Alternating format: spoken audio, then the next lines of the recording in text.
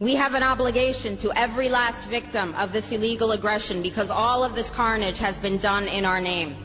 Since World War II, 90% of the casualties of war are unarmed civilians, a third of them children. Our victims have done nothing to us. From Palestine to Afghanistan to Iraq to Somalia to wherever our next target may be, their murders are not collateral damage. They are the nature of modern warfare. They don't hate us because of our freedoms. They hate us because every day we are funding and committing crimes against humanity.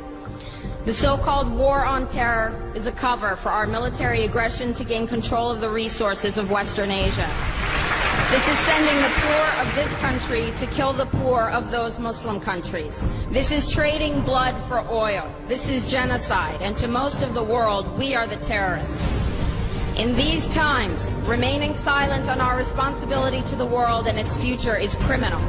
And in light of our complicity in the supreme crimes against humanity in Iraq and Afghanistan, and ongoing violations of the UN Charter and international law, how dare any American criticize the actions of legitimate resistance to illegal occupation?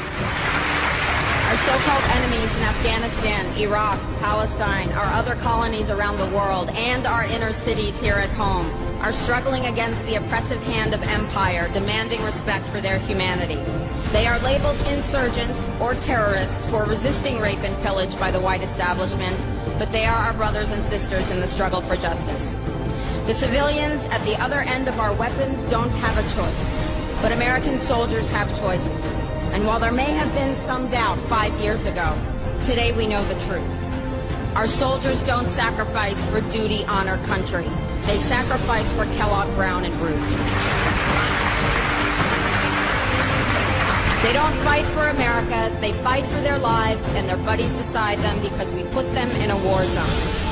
They're not defending our freedoms. They're laying the foundation for 14 permanent military bases to defend the freedoms of ExxonMobil and British Petroleum. They're not establishing democracy. They're establishing the basis for an economic occupation to continue after the military occupation has ended. Iraqi society today, thanks to American help, is defined by house raids, death squads, checkpoints, detentions, curfews, blood in the streets, and constant violence. We must dare to speak out in support of the Iraqi people who resist and endure the horrific existence we brought upon them through our bloodthirsty imperial crusade. We must dare to speak out in support of those American war resistors, the real military heroes who uphold their oath to defend the Constitution of the United States against all enemies, foreign and domestic, including those terrorist cells in Washington, D.C., more commonly known as the legislative, executive, and judicial branches.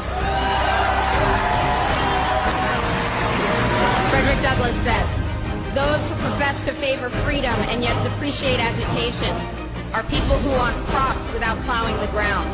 They want rain without thunder and lightning. They want the ocean without the roar of its many waters." The struggle may be a moral one, or it may be a physical one, or it may be both, but it must be a struggle. Power concedes nothing without a demand. It never has, and it never will. Every one of us must keep demanding, keep fighting, keep thundering, keep plowing, keep speaking, keep struggling until justice is served. No justice, no peace. No justice, no peace.